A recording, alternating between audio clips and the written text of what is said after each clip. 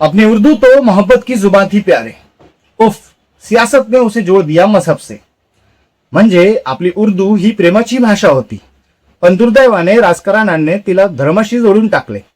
सदाम बाल्वी यांचा या ओळी आज आठवण्याचं कारण म्हणजे सोशल मीडियावर व्हायरल झालेला हा व्हिडिओ। हे उर्दू नाव लवकरात लवकर हटावं, पण मी कधीच उर्दू मध्ये नाव पाहिलेलं नाहीये, पण मालेगाव मध्ये आल्यावर असं वाटतं हे पाकिस्तान आहे। आणि आपल्याला हिंदू मधून लाज वाटली पाहिजे, तिथं आता पण चांगले पहिलं पण चांगले, हा देश संविधानाला मानणारा आहे। हा व्हिडिओ मालेगाव महापालिका बाहेर झालेल्या आंदोलनाचा आहे। या व्हिडिओमध्ये एका ताई म्हणतात की महापालिकेचे फलकावरून उर्दूतील नाव काढून टाकावे, हे पाकिस्तान नाही असे म्हणतात। पण त्यांना हे माहित नसेल की भारताची राज्यघटना उर्दूला देशातील अधिकृत मान्यता प्राप्त भाषांपैकी एक म्हणून स्वीकारते। घटनेच्या 8व्या अनुसूचीमध्ये हिंदी, मराठी, गुजराती, तमिळ, तेलुगू, कन्नड, मल्याळम, बंगाली यांच्या सोबत उर्दूलाही स्थान दिलं आहे।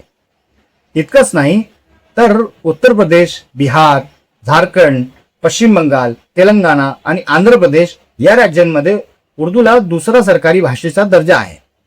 2001 चे जनगणनेनुसार भारतात सुमारे 5% लोकांची मातृभाषा उर्दू आहे आणि ती देशातील प्रमुख भाषांपैकी एक आहे। उर्दूचा विरोध करणारे अनेकदा हे विसरतात की उर्दूचा जन्म याच भारत भूमीत झाला आहे। संस्कृत, प्राकृत, ब्रजभाषा आणि खडी बोली यांच्या पायावर उभी राहिलेली ही भाषा आहे। पुढे फारसी, अरबी, तुर्की आणि भारतातील विविध स्थानिक बोलींमध्ये शब्द मिसळत गेले आणि उर्दू समृद्ध होत जगभर पोहोचली। विशेष म्हणजे ताईंना हे वक्तव्य मराठीत केले, पण त्यांना हेही माहीत नसेल की मराठी आणि उर्दू यांचं नातं खूप जुने आणि घट्ट आहे। दखनी उर्दूवर मराठीचा स्पष्ट प्रभाव आहे आणि मराठीत ही उर्दू, फारसी आणि अरबीतून आलेले असंख्य शब्द आजही सहज वापरले जातात।